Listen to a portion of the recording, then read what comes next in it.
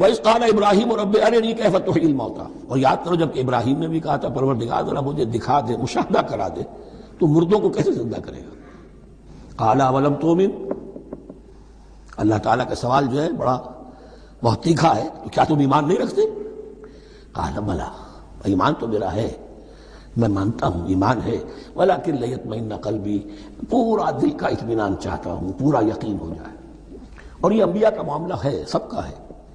انبیاء کو چونکہ ایمان اور یقین کا ایک ایسی فرنس بنانا ہوتا ہے کہ جن سے ایمان و یقین دوسروں میں سرایت کرے، تو ان کے ایمان و یقین کے لیے انہیں مشاہدات ایسے کرا دیے جاتے ہیں کہ پھر ان کے لیے وہ ایمان صرف ایمان بالغیب نہیں رہتا بلکہ وہ ایمان بالشہود بھی ہو جاتا ہے۔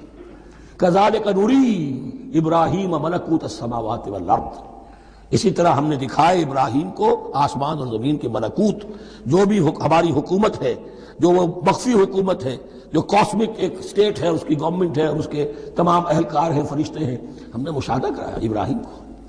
حضور کو اسی لیے شب معراج میں لے جایا گیا کہ ہر شے کو اپنی آنکھوں سے دیکھ لیں، تو وہ یقین کامل پھر ہو جاتا ہے کہ جس میں کسی درجے میں بھی پھر تو یہ ہے کہ ان کے وہ خود ایک بھٹی بن جاتے ہیں ایمان اور یقین کی۔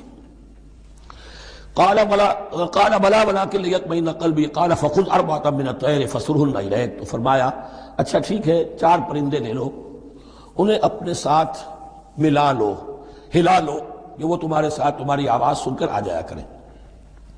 ثم اجعل على كل جبل منهن جزءا، پھر ان کے ٹکڑے کرو اور ہر پہاڑ پر ایک ایک ٹکڑا رکھ دو۔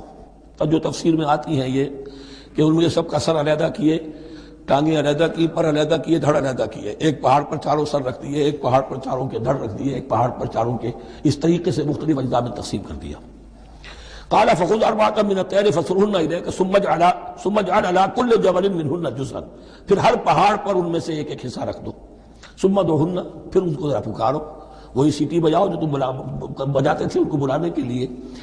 یاتین ثم ادعوهن یاتینک سعیا، وہ دوڑتے ہوئے آ جائیں گے۔ وَاعْلَمْ أَنَّ اللَّهَ عَزِیزٌ حَکِیمٌ، اور جان لو اس بات کو یقین کے ساتھ کہ اللہ تعالیٰ زبردست ہے، کمال حکمت والا۔